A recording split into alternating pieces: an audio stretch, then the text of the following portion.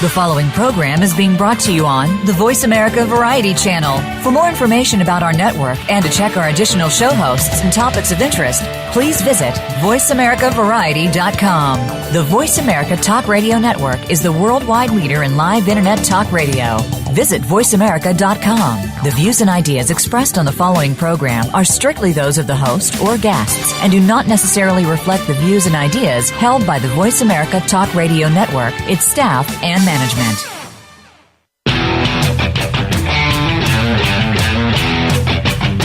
Your new or existing home is one of your most important assets, yet too many people rely on sites, shows, and tips from people who are not in the real estate business when making important decisions. It's time to get real and trust a professional. This is Real Estate Today with host Deb Tomaro.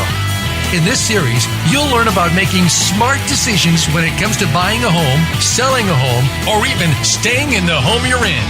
Now, here is your host, Realtor Deb Tomaro. And welcome home. Wow, my sound's up really loud. Okay, let me make that adjustment. Okay, welcome home. I've decided to try that out. Last week we were talking about how I sort of needed a better intro to the show, that I kind of had the outro, whatever. Exit from the show. Yeah. I like outro.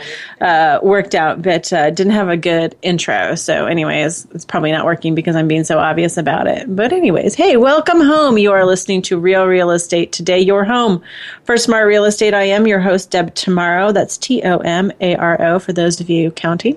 And I am, as always, joined by the best damn lender in the state of Indiana. That would be Ms. Karen Rastel. Say hello, Karen. Hello, Karen. And also joining us in the worldwide headquarters of Real Estate Today is Rachel, my lovely associate producer. Face of an angel, voice of a sailor. That's why we won't allow her on mic. I know, but that fits her perfectly. It does. I adore her. Anyways, so last week we talked about how you had about 1,000 miles of Deb and Karen waiting for you to download. So stay tuned for 70 more miles. We'll get you just a little bit closer to your summer road trip destination. Sometimes I feel like my analogies just don't really fly. I feel like I'm pushing them a little much. But anyways, how was your long weekend, Karen? It was good. I don't think it was long enough. Minus the rain. Minus the rain. We had a lot of rain here, so we are postponing 4th of July, and we are going to be doing July 9th fireworks in most of the locations here in Bloomington, Indiana, which is kind of odd, and one is going to postpone and store those fireworks away until Labor Day. Yes. So there you go. We're all set, but it's definitely been a little bit cooler, which is nice. I spent most of the weekend showing houses. Got to visit the bustling metropolis of Poland, Indiana. I don't even know where Poland, Indiana is. I don't know where it is either. I'm assuming it's south of Bloomington. No. It's north. Somewhere near Bowling Green, Indiana. Not Kentucky, Indiana. Yeah, still, no point of reference And there's a castle out there, and we passed the castle. But as I was leaving, as I was leaving the property that I was showing, we had no cell signal. I was like, I don't know where I am. So I have no cell signal, so I can't GPS it. So we're just going to drive until we get a cell signal, and then we'll figure out how to get home. All riding together? No, they were following me, and I was like, if I were you, I wouldn't follow me. So I had to go down to get to the location when I was using the GPS, Bullerdick Road, Bullerdick, Bullerdick Road, and then I turned on Uncle Ed's Cabin Road. This is fantastic. Keep talking. And then from there, and then there was Morgan Road, which was pretty boring. That was the road that the farm was on. Yeah. Bullerdick Road. I don't know what a Bullerdick is. We probably need to Google that. I knew someone with that last name. Okay. Rachel knows someone with that last name. So perhaps that's what they do out in the... And obviously, Uncle Ed's Cabin Road was where Uncle Ed's cabin was. So we had to figure out which family set those street names, those road names years ago. God bless Indiana. That's what I have to say.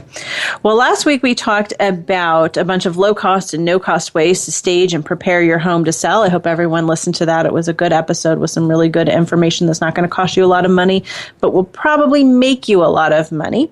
We're going to continue with sellers this week a little bit more and talk about how to transition from one home to another. Whether you're moving up or you're moving down, it can certainly be a tricky process. So we're going to tell you what you need to know to start the ball rolling. But I want to say that I really feel like everyone, all capital letters, everyone should be listening to this show, even if you haven't bought a home yet, or you're just in your first home and don't think you're going to do anything for a while. Because one of the things I always preach to my clients is that you should have an exit strategy going in. I think this is true for any business at all. When you start a business, you should have an exit strategy in mind. And of course, that may change over the years, but you should have an out, as you're planning your in. So if you will. So I think listening to the show will kind of help you kind of keep some things in the back of your mind as you go along, whether you're, like I said, if you just bought your first home or thinking about buying your first home. So listen up. But first, we're going to do a quiz. You ready for a quiz, Karen? I am ready. Okay, this is a fun quiz. This isn't like I'm testing your knowledge and going to make you feel inferior because you don't know things that... But I love my quizzes, and they're super bogus. But I love them anyways. So there's going to be, and we're going to post this on Facebook so that you can do it yourself, and then I'll be interested to hear what your, I have to pull up the quizzes, what your answers are. When people are thinking of moving, selling their house, and then buying another property, there's lots of reasons, right? It could be that you've got a new job. That's kind of a no-brainer if you have to relocate because of a job. But it could be that you've got an additional income earner and can afford a little bit more of a house, so you want some more amenities. It could be a growing family and they need more space. It could be that the kids have moved away. I see this a lot, and it's time for a smaller house. It could be that the home's values significantly increase and you want to take advantage of that. I've done it twice where I've sold a house. I've bought lots of houses, but I don't tend to sell them. I hoard them. But I've done it twice where I've sold a house. The first time was downsizing, that I was just in this house and I just decided I really wanted to live in a condo. I didn't like yard work. It just wasn't working for me. And so I downsized to do that. The second time I was moving to another city to join the love of my life. I can say that because he doesn't listen to the show because we all feel it would be awkward. So anyways. Or you watch Fixer Upper and then now all of a sudden you want a mid-century modern home and you want to redo it. I must have shiplap. Yes. Okay. So this, a lot of times what we're looking for when we make that transition is our dream home. So this quiz is going to help us identify what our supposed dream home is. All right. So let's play. I'm going to read Karen and I are going to play along together.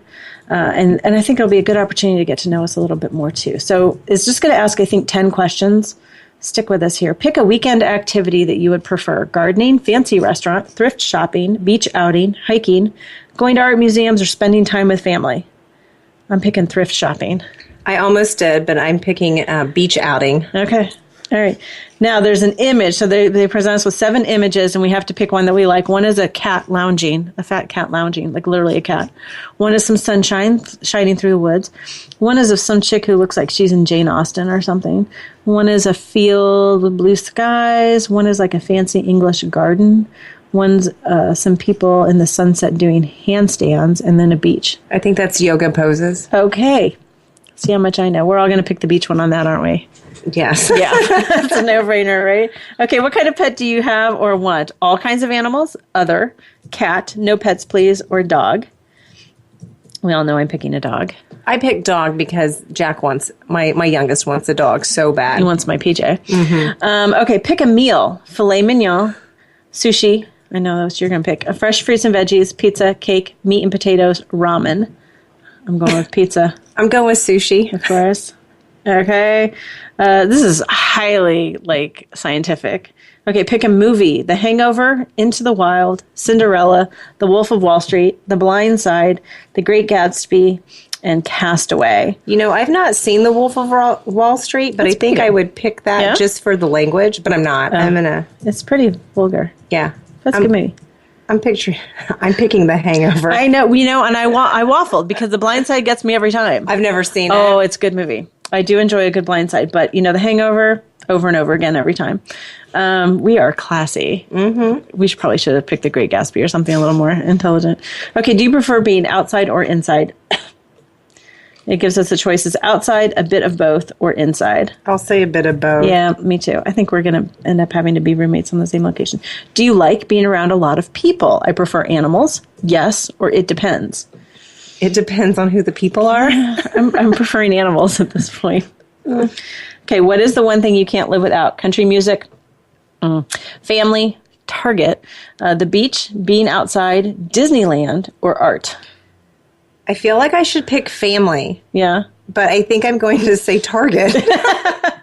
Okay. I'm picking the beach. Okay. All right. Let's see. Pick a drink. Beer, tea, pina colada, apple juice, hot chocolate, champagne, or milk. I'm going with champagne. That's what I went with. You know, champagne? Okay. Copycat. All right. Pick a party to go to. I'm not big on parties. A fancy ball, a bonfire, a hoedown, that's yours, tea garden party, family barbecue, a small gathering of close friends. Small gathering of close friends. I am not big on parties, as we all know. That or bonfire. Yeah. How would you describe yourself? Are you family-oriented, laid back, an old soul, adventurous, a dreamer, silly, or positive? I think I'm all those. I know. I kind of wanted to say old soul, but then I feel like, I don't know.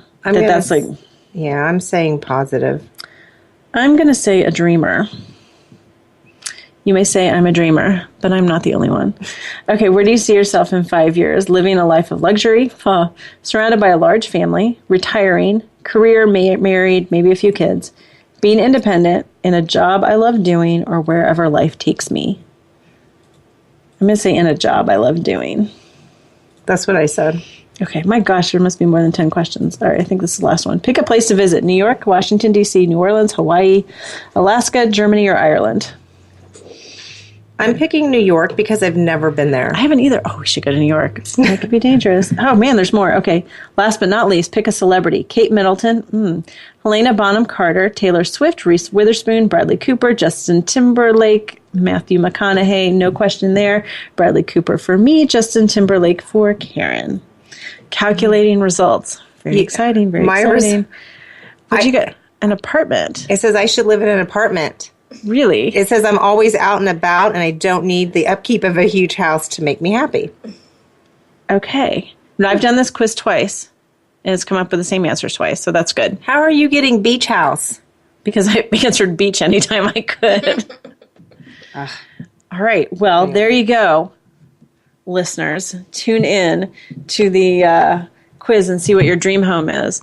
And then keep listening to the rest of the show, and we'll talk about what you need to know in terms of planning for that. First thing we want to talk about is when to move. When do you make that decision? This is a question I get from a lot of people, and someone posted it on Facebook not long ago. And I have to say that that's a really hard question to answer because it's such a personal question. And I've got a little bit of a story that earlier this year, I had a couple named Katie and Ian.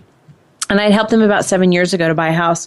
And in that time period since then, they've had a baby and they've improved their income tremendously. And they've also done some really awesome improvements to the house, redoing some bathrooms and kitchens and things like that.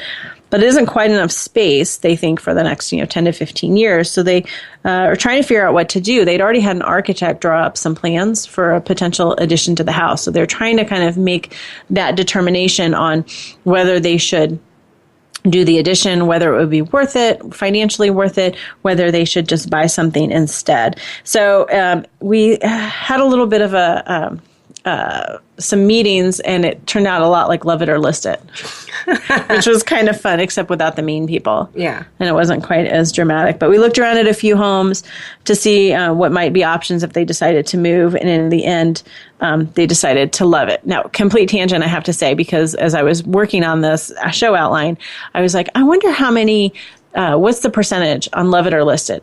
What's the percentage of people who love it, and what's the percentage of people who list it? And so I was Googling, and I couldn't find the answer, so I'm going to need someone to watch all those episodes and kind of catalog that for me so that we have the answer. So if there's someone out there who wants to do that, that would be great. I'll give you $5. But I did find an interesting tangent before we go to break. I'm going to leave you with this, something to think about. The chick who's on Love It or List It, right? She's the Love It person, right? Hillary is her name. She had a non-speaking role in the Rocky Horror Picture Show. Did she really? And there you go. We're going to go to break. You're listening to Real Estate, your home for smart real estate. We'll be right back.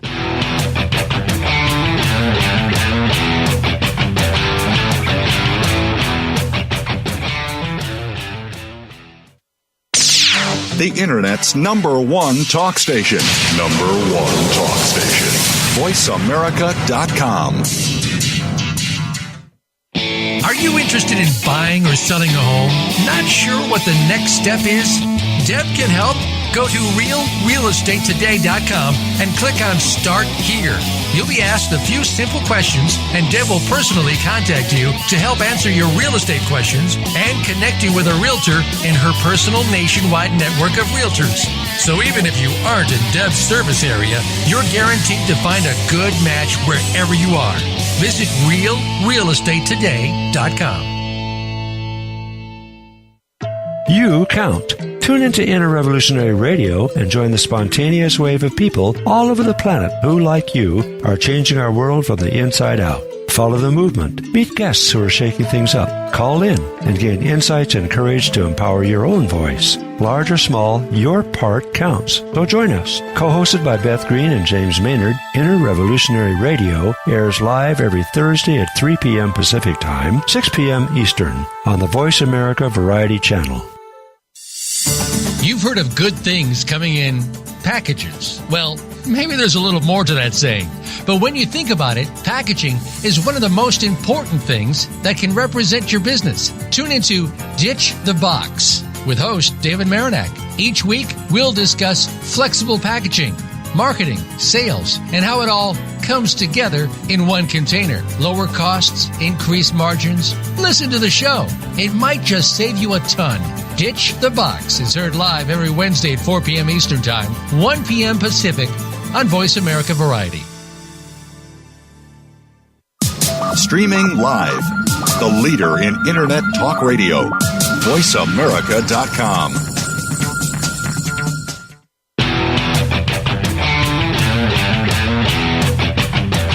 You are listening to Real Estate Today. To reach Deb tomorrow or with questions and comments about the show, please send an email to Deb at realrealestatetoday.com. That's Deb at realrealestatetoday.com. Now, back to this week's program. Thanks for coming back. We are talking today about transitioning to a new home and the things that are involved in that process. It's not quite as easy as buying your first home. You have to figure out how to sell one and then buy one, possibly. So I was talking a little bit about my personal love it or list it experience with Katie and Ian. And some of the questions that we went through as we were discussing sort of what their options were. One was, how much do you love your location? Is the location so perfect? You know, if your answer to that is, or, you know, it could be better, then you might want to move. That might be a consideration there. Katie and Ian actually happened to love their location. It was very convenient to their works. They actually liked, you know, the layout, the yard layout and the neighborhood and that kind of thing. If you need to expand, which is a lot of times the reason that people are thinking about making a move, how much can you expand, pay for an addition, and not be overpriced for the neighborhood? If that's not possible, then you certainly want to consider moving. So in the instance of Katie and Ian, they're really going to be right on the brink of pricing themselves out of their neighborhood, to be honest. And they understand that.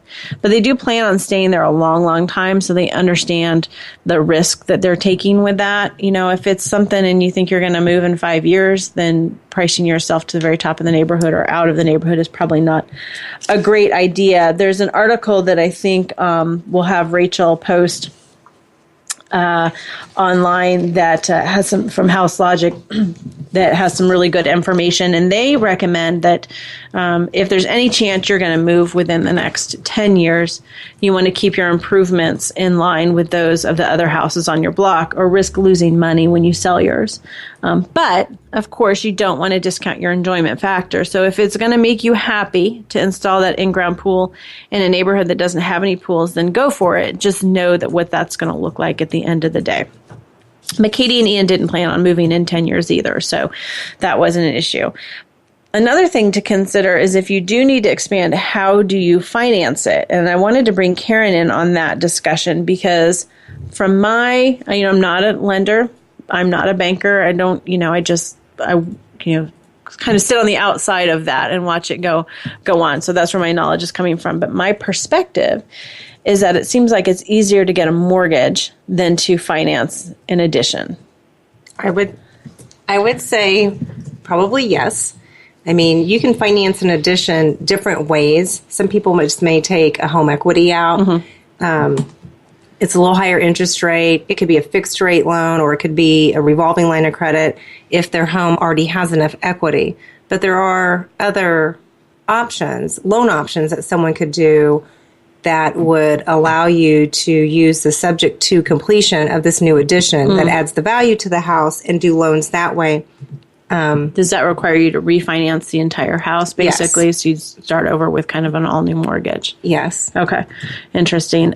So certainly there would be those options, but I think you need to talk through with a lender, and maybe a banker too. I mean, there are probably some loan options that a mortgage originator wouldn't have the answers. This is where it gets like super confusing. It's like, who do you even go to get the answers on how do I finance if I want to do an addition onto my home? You would go to a mortgage originator, whether it's at a bank, a credit union, a mortgage banker, and have them go through whatever options that they offer that would fit what you're trying to do.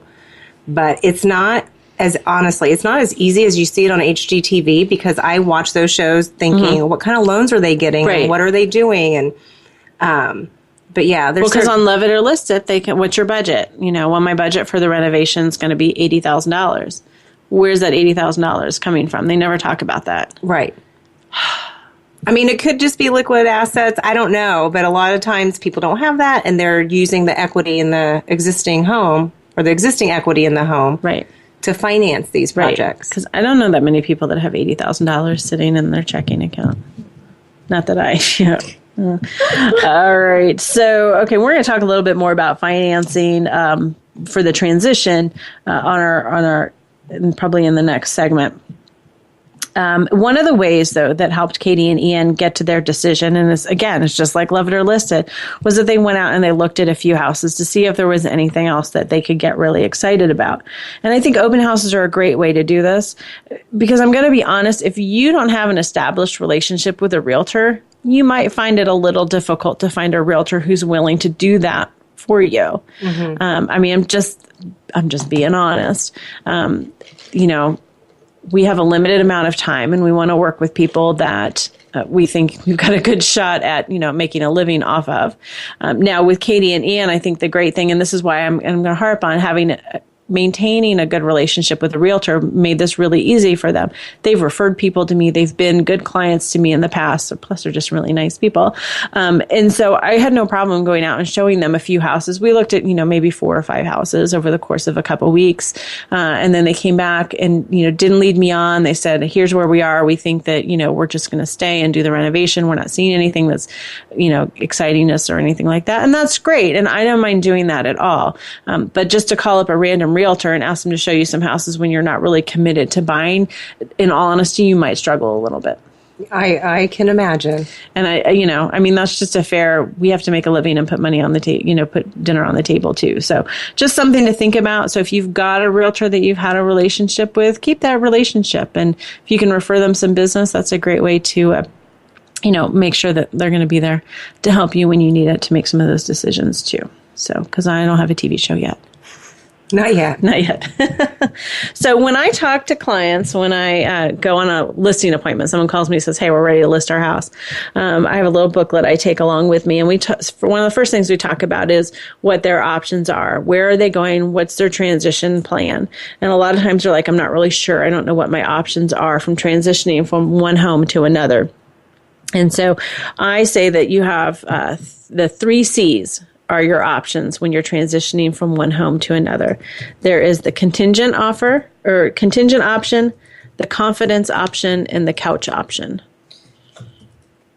Karen's looking at me like, what the heck is the couch option? I got the first one. Yeah. I can only guess on the second and third ones. Okay, well, we'll go over that. So the first option is one that a lot of people kind of know a little bit about, but don't know that much about. And that is that you find your dream home and it's contingent on the sale of your current home. So you can't, or you don't want to buy your dream home without selling your first home. Some people you can't because it's a financial thing. You can't qualify for the second mortgage without selling the first home and getting rid of that mortgage. And some people just don't want to take that risk of carrying 2 mortgages at one time. So you may choose to make an offer on your dream home and it's contingent on the sale of your current home. And in that situation, you have to be prepared to list your current home within a couple of days if you get the seller to accept a contingent offer. In some markets, they call it a first right of refusal. They talk about kick-out clauses and things like that. But basically what it means is that the seller of your dream home, let's see if you can follow along with this, the seller of your dream home is going to continue to market your dream home. They're going to be continuing to look for another buyer, even though you have a contingent offer in place on that home. And if they do get a second offer, they'll negotiate that, and if they come to agreement with that second buyer, then they go back to you and they say, do you want it or not? Because I got another buyer who's ready to go, and it's not contingent on their home selling. So you certainly risk a lot of heartbreak if you can't, of losing your dream home if you've kind of gotten really attached to it. So that certainly is one of the biggest downfalls to that. And if you're in a hot seller's market, and they're potentially getting multiple offers, they're not even going to consider your offer.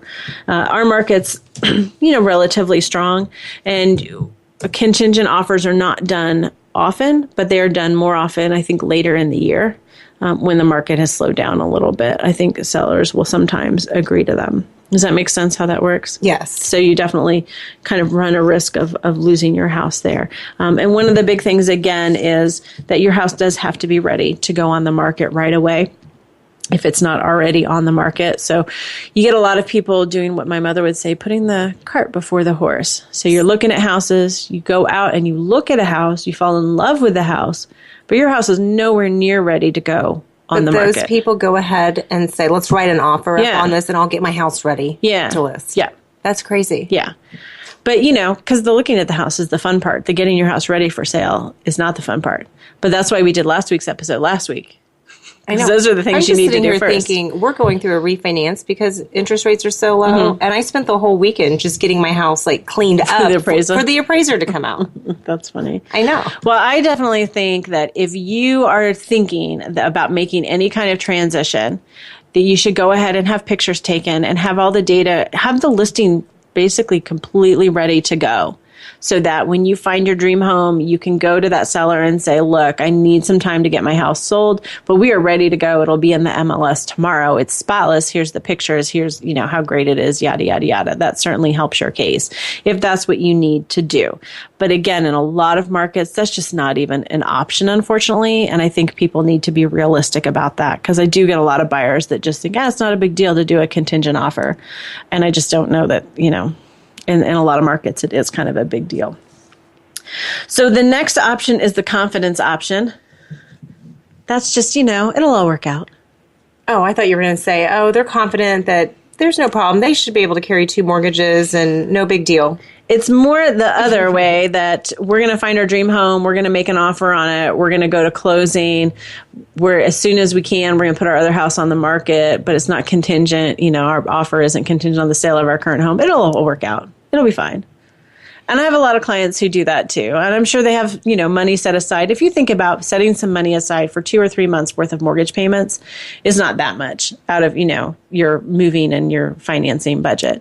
But they just kind of don't panic about it. There's a lot of people, honestly, especially people who have kids, that if they can swing this option, it works better for them. I had a couple a few years ago who had some teenage boys, and they're just like, there's just no way we can sell the house with the teenage boys living in it. It's just not possible. You have to wait till they're gone. Yeah. So they're just like, we have confidence it'll all work out. We got them a new house. They moved in, got their house cleaned up, ready to go. They did a little bit of staging, and they didn't have to worry about coming back all, whether the beds had to be made every morning, all that good stuff. So, but they had confidence, and it took a few months to get their house sold, but they had a little money set aside, and it all worked out, and it was fine. So that certainly is C number 2.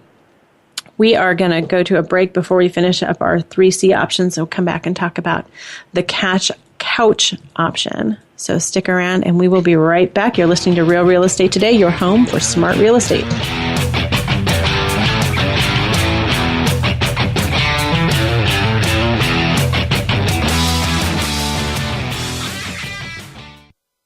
Streaming live, the leader in Internet Talk Radio, voiceamerica.com.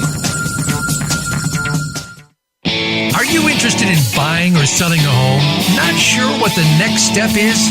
Deb can help.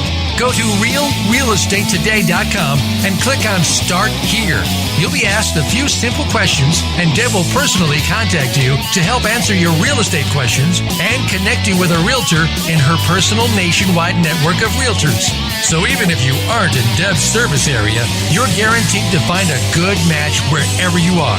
Visit realrealestatetoday.com.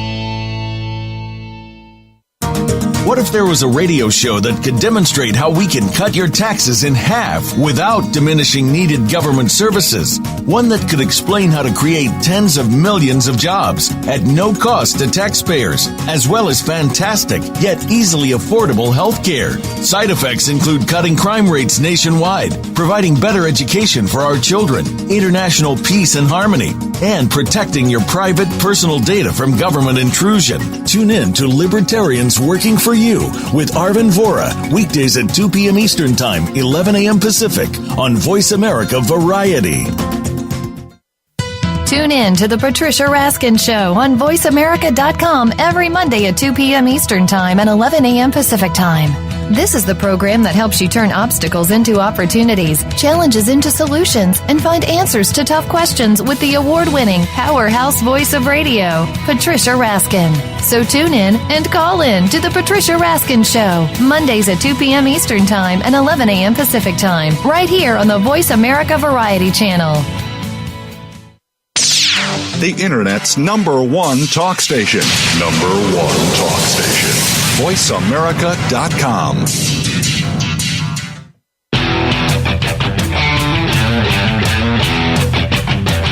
You are listening to Real Estate Today. To reach Deb Tomaro or with questions and comments about the show, please send an email to Deb at realrealestatetoday.com. That's Deb at realrealestatetoday.com. Now, back to this week's program. Welcome back. Thanks for sticking with us. Are you following us on Facebook? Because Rachel is busy posting all kinds of great things during the show, as well as the quiz that we took. So check me out there, Deb Tomaro Realtor, or find me on Twitter or Instagram or all those good places. I am all social media out there. So we are talking today about selling a home and then buying a home and how you make that transition. And a big part of that equation is financial, which we're going to talk about here in just a second. But we're going to finish out our 3 C's. So we talked about making an offer on your dream home that's contingent on the sale of your current home.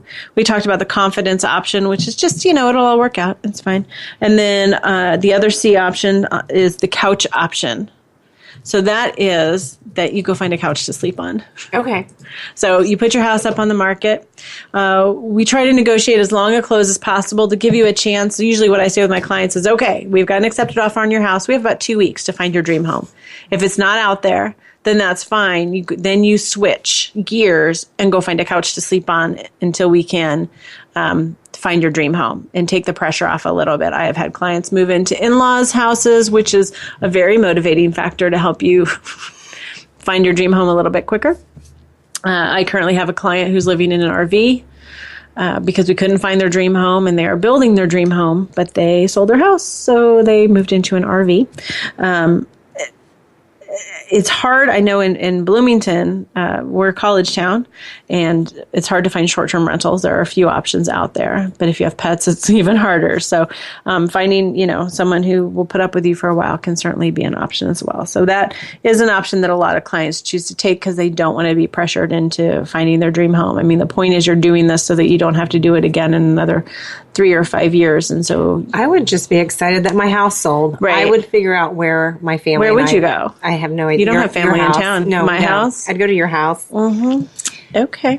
Because you love people so much. I love people so much. I will go hang out on the beach while you're at my house, and you can tend to my cucumbers for me that are out of control. There is a fourth option in our C's here, and this is a reverse contingency. It's not done very much, but it is, I do a couple times a year. It isn't a complete solution to the problem, but if you, as the seller, you put your house on the market and you put in the listing that any offers are subject to the seller finding suitable housing, what happens is you get an offer on your house and you counter back and you say, okay, that's fine, we'll accept your offer, but we need 21 days to find a place to go. I have seen offers like that. Okay. And all, excuse me, all the timelines, inspection timelines, everything, financing timelines will all start within that 21 days once the seller goes back to the buyer and says, okay, I found a place to go. It's not going to be unlimited. They are not going to give you, a buyer isn't going to be like, hey, you can have 6 months to find unless your house is so amazing, which I know we all think our houses are amazing. But a lot of times in a hot market, if you have a good product, your house is a good product, buyers will be willing to be a little bit more flexible. So that can work. And if within the 21 days or whatever timeline you agree on, you don't find your dream home, you certainly would then have the right as the seller to cancel the deal. Hate to do that. And I've never had anyone do that. We've always been able to find something, whether that's a new home or whether it's, okay, hey, we need to find an RV that we can go live with or whatever, because you're still under the gun a little bit to find your dream home. But those are kind of the options to logistically work out. Now, here's what I'm going to tell you, and this is what I tell all my clients. None of these options are comfortable. It's not fun. I mean, I'll be perfectly honest with you. It's not fun. And there is a scary aspect to each one, whether it's the prospect of making double payments, whether it's the prospect of being homeless, whatever it is. But I'm here to tell you that it's not going to kill you. I jokingly say, I've never lost anyone. But as we've said before, that's not true. I have lost some sellers along the way. But that's not why. They didn't die because of contingencies. The sellers who think that they're going to get through this selling and buying process and that it's going to be smooth and it's going to be comfortable and that everything's going to go their way and work out perfectly, those are the ones who I guarantee you are going to be the most stressed out and that are going to, have that red face more often than not. So I would encourage everyone to have a plan A, a plan B, and probably even a plan C. So that you can kind of get through it. People do it every day, but don't expect it to be super, super smooth. Karen, are you ready to talk about lending stuff? Sure. That's what I'm here for. All right, great. Well, I know because she's multitasking because we have closings on Friday that she's got to get paperwork out for. So the first thing, and I've said this for buyers, I'm always saying this, is meet with a lender, meet with a lender, meet with a lender, meet with a lender. That really is the most important thing. It directs everything you do after that. So making that transition, or even like with the story of Katie and Ian, I think they met with a lender too, just to make sure, okay, if we did want to buy, what does that picture look like? How much can we afford? What would that payment look like, to kind of make all those comparisons? I had a client a few years ago who listed their house for sale, and then we got an accepted offer. And then they went to make an offer on a house they wanted to buy on their next home. And they discovered that something had happened, and I can't remember what it was, but their credit score went way down. Oh, gosh. And all of a sudden they couldn't get qualified.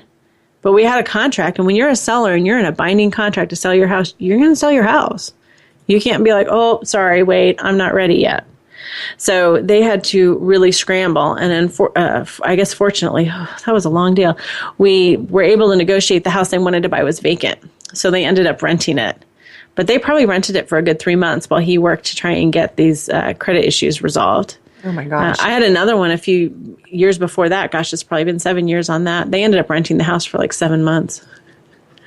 Every week, the listing agent was like, are you ready to close yet? I'm like, nope, not yet. Oh, my gosh. That would make me so anxious if I was that person. Not just the lender and the realtors involved. Yeah. Like, I would just be like anxious. Well, these people they moved in. Their family, everybody thought they had bought the house. And then at the very end, they needed some gift funds, and they had to go back to their family and be like, we didn't actually close on the house 7 months ago. Because they just sort of never talked about it. They're just like, hey, we're moving into our new house today. And everybody thought that they had closed, which I get. I mean, that's saving face or whatever. Luckily, they had a baby in that time period. The whole thing took so long. It was like, by the time I remember this story. Yeah. So they were like, hey, we have a new baby, and everybody was distracted by that and loaned them some money. But so what are the things, let's talk first about if you want to do the confidence option, which is, we're just going to go ahead and buy the new house, and then we'll put the other one on the market. In that instance, it really depends on what your current mortgage type is. So, for example, if you have an FHA loan on your current mortgage and you're wanting to go to another FHA loan on the new purchase, FHA may not, they have some rules about whether they allow two FHA mortgages out to the same person. at the same time. So you have to meet certain criteria for that. So that could be tricky. Same with some other government programs. However, let's say it's a conventional loan that they have on their existing mortgage and they're going to purchase, doesn't really matter. Well, I guess it does. They have to have a certain amount of cash reserves when they go to purchase a second home. You have to prove to the lender that you can support both of those mortgage payments in the event that your current home doesn't sell. But I will tell you, USDA, rural housing, they do not allow, in 99.9% of the time, they do not allow a person to purchase going USDA when they already own a piece of property. So it really just depends on what that first mortgage is and what type of loan that they're going to do on the new purchase. I think the thing that I see people get hung up on is the reserves. Would you agree with that? Yes, I would agree with that. Yeah. So most people say I can swing both mortgages, but I don't have X number of dollars in the bank to support both. And again, the lender's just wanting to see those reserves because if the worst case happens and you lose your job, they want to make sure that you can kind of cover both payments. And what is typically, is there a typical reserve amount? Yeah, typically it's 6 months on each property. So 6 months of mortgage payments, which includes principal, interest, property taxes, and homeowners insurance. So PITI is what we call it. 6 months on the current home and 6 months on the new home. And that needs to be in a bank account somewhere. It needs to be liquid or you have access to it. You can use retirement accounts. 401ks. With the exception, as long as the terms and conditions of a withdrawal from an account like that doesn't mean, like some of them are restricted to, you can't get this money unless you die. Okay. That type of account, they won't count that as reserves. Okay. But for any other investments, checking, savings, wherever, they can use that. Okay. So that's good information because I think that comes up with a lot of people that they aren't expecting. Another thing financially that I have run into before is that people will say, and we're going to talk a little bit about the rental option in our last segment here, but I have some people who go into this process thinking I'm going to keep my current home as a rental. So I had some kids, this was years ago, and they had a townhouse, and their plan was from day one, they had an exit strategy. So I'm proud of them for that. They bought the condo thinking we're going to live in here for 2 years, and then we're going to keep it as a rental property because we're in a college town. There's a lot of rentals, and we're going to move up to a house and go that route. So when they went to get qualified to do that, the lender was like, well, you can't count the future rental income on that rental property because it's not a rental property yet.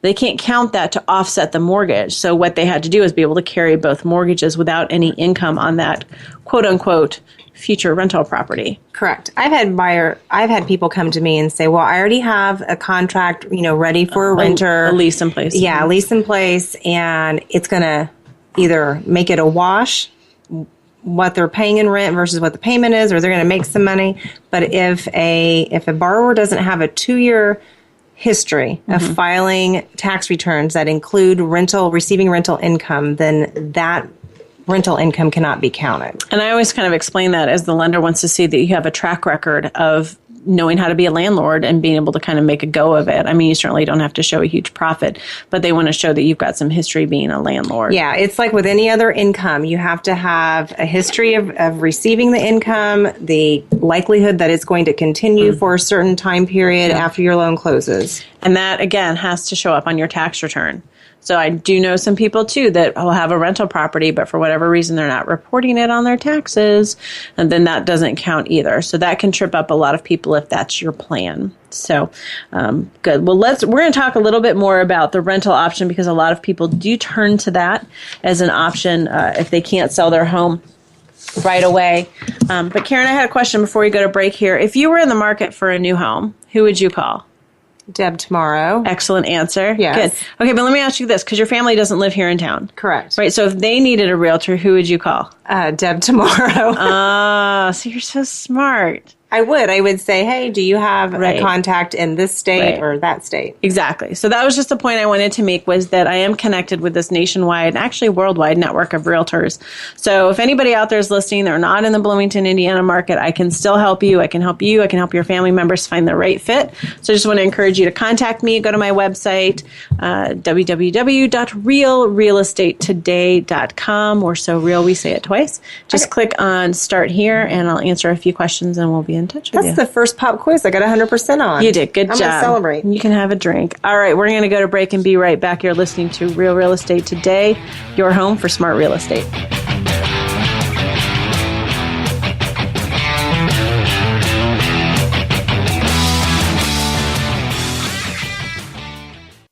Stimulating talk. It gets those synapses in the brain firing really fast. All the time. The #1 internet talk station where your opinion counts. VoiceAmerica.com.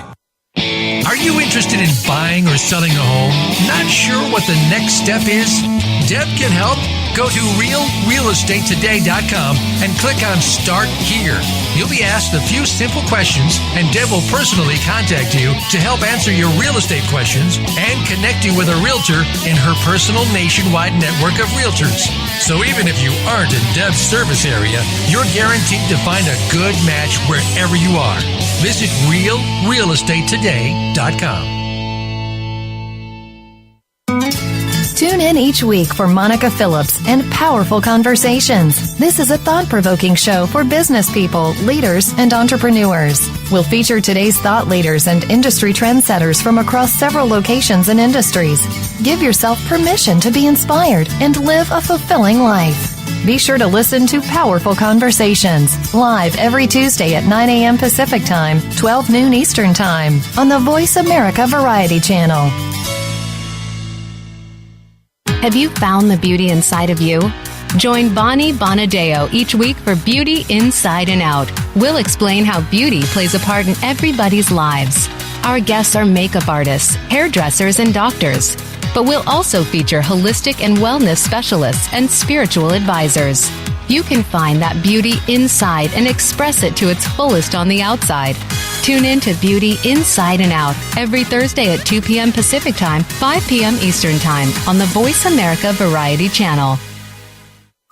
Streaming live. The leader in internet talk radio. VoiceAmerica.com.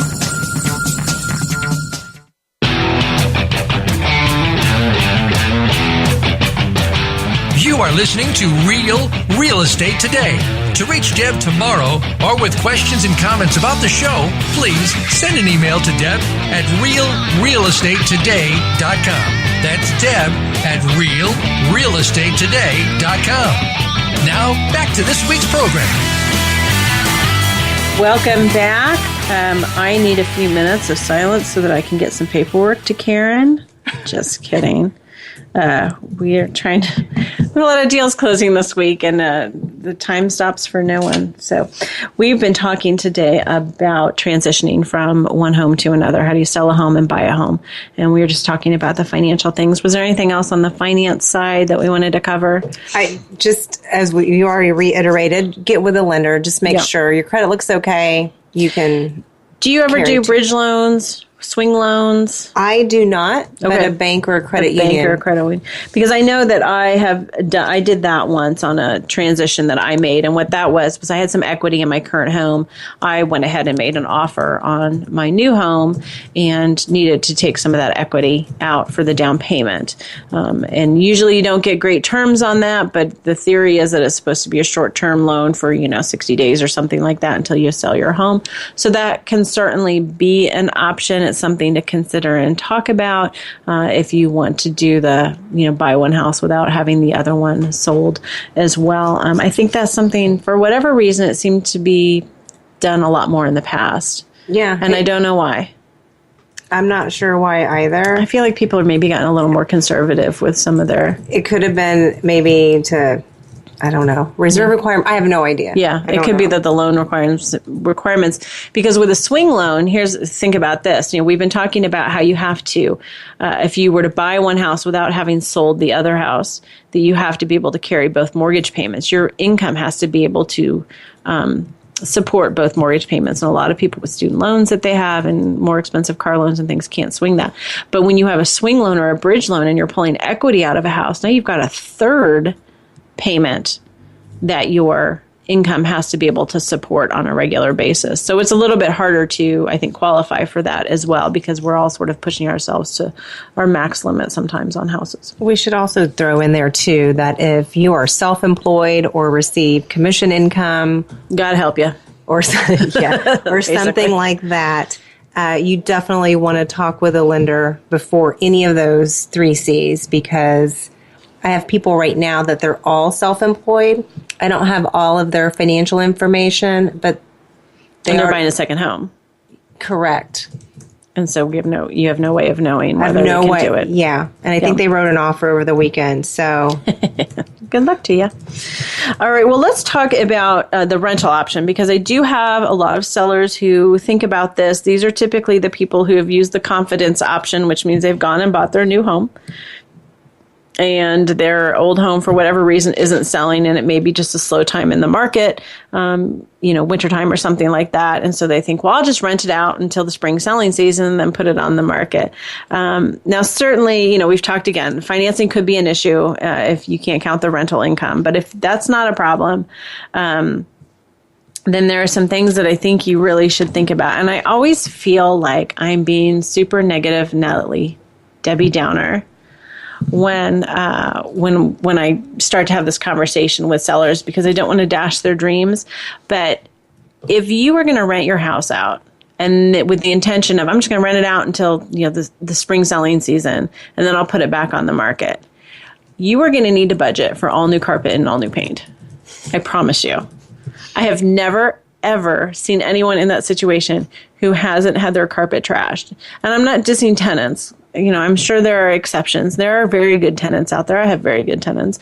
But a tenant is just not going to care for your home in the way that you would when you're trying to sell your home. It's just not. You're also going to have a much harder time selling, because if you have tenants in there, again, they're not going to care that the sink is full of dirty dishes. They're not going to have it staged in a way that you would stage it. And they're going to make it more difficult to show. A lot of leases require the 24-hour notice. And that can make it trickier to show the house. And that's the last thing you want to do when you're trying to sell your house. So that is something to think about, is that it probably the cost for that new carpet and that new paint and anything else you need to do to make the house ready is going to probably cancel out any money that you would have made by renting it out over those months. You're better off just sort of tweaking the price and keeping it on the market and selling it. I don't think you're being Debbie Downer. I think you're giving that homeowner some realistic information, things to consider that I wouldn't have thought of. Yeah. Every time, I'm telling you, new carpet. There's a great link that Rachel's going to post too. I don't know why. It comes from Hawaii News Now. I think that's my whole beach theme that's going on today. Deb's in need of a vacation. But it's a great article about rent or sell your home. Some of this is if you're moving away or maybe you have a temporary job that you're moving to, you think you might come back to the area. And it gives you some questions to ask and helps you think about whether you should sell or rent the house. And so that's something to think about. One of the things here is if you want the investment but you're deep in debt, should you sell it or should you keep it as a rental? And they recommend sell it. And I think there's a lot of people that would too. So that's something to think about as well. As we wrap up here today, this last segment always goes so fast. I swear we just start talking and they're like, and done. And it keeps blooping in my ear that we're running out of time. I just keep talking. There's another good article. I'm not going to go into too much detail, but a couple of weeks ago, I half jokingly asked a client if he wanted to sell his house. It was in a really good neighborhood. I knew it was a high demand neighborhood and that they had done a lot of work to it. I helped them buy it. So I knew it would bring him a nice profit. And of course he perked up his ears at that. And then he said, but well, wait a minute, if it's a seller's market, then how am I going to find a good house to buy? I'm like, well, that's a good point. I just went back to eating my lunch. It's not easy. You'd almost have to sell and then maybe rent for a while or sleep on someone's couch for a while, which isn't easy when you have kids, to find your dream home, to find the right deal. And so that's certainly something to consider. Some people around here, I've helped some people, they'll just buy a cheap condo and kind of crash there while they're looking for the right deal. And then when they find the right deal, then they buy the house, or maybe they keep the condo as a rental. So that might be an option as well. We're going to put an article up that kind of gives you the pros and cons on that as well. So, it is tricky. It's you want to take advantage of that seller's market, but then again, it kind of burns you on the other side. Same thing, if you're in a buyer's market, you want to take advantage of that, but it might hurt you if you're going to sell at the same time. So think about all those things. There's a lot to think about. So what I want to leave you with today is just this idea of plan ahead. Give yourself a year or so if you're starting to. I love, this is the time of year where I want people to start coming to me and saying, I think next year may be the year. So we want to start planning ahead. I had a couple I was working with earlier this year, and we talked a lot about it, and they really wanted to move up into a bigger house, but they were pretty specific about what they were looking for. Certain school district, they wanted a pool or the ability to put in a pool, and it just really narrowed their options. But they needed to make an offer that was contingent on the sale of their home. And I think I broke their heart about 3 times in the course of about 90 days, which is a lot for anyone. I mean, I'm a heartbreaker, but, and they finally just kind of, you could tell they just sort of got disgusted. They said, we'll just revisit this at another time. And they just decided to stay put. And so that's tough. And I feel for them. So again, it's not easy. It is going to be uncomfortable. It's not going to kill you, but expect to have some discomfort. Have a plan A, plan B, plan C, and you will get through it, I promise, with a good realtor at your side. So give me a holler if I can help you with that. Thanks for listening today. Appreciate you tuning in. We will be back next week with more great information. In the meantime, follow us on Facebook, Deb Tomaro Realtor, and check out past archived episodes on iTunes, or you can go to my website, www.realrealestatetoday.com. You've been listening to Real Real Estate Today, your home for smart real estate. This is Deb Tomaro for Karen Rostel. We are checking out for the day. Take care. Thank you for tuning into Real Real Estate Today. Please join your host, Deb Tomaro, for another edition every Tuesday at 12 noon Pacific Time, 3 p.m. Eastern Time on the Voice America Variety Channel. Until next week, take care of your home. It's one of your most important assets.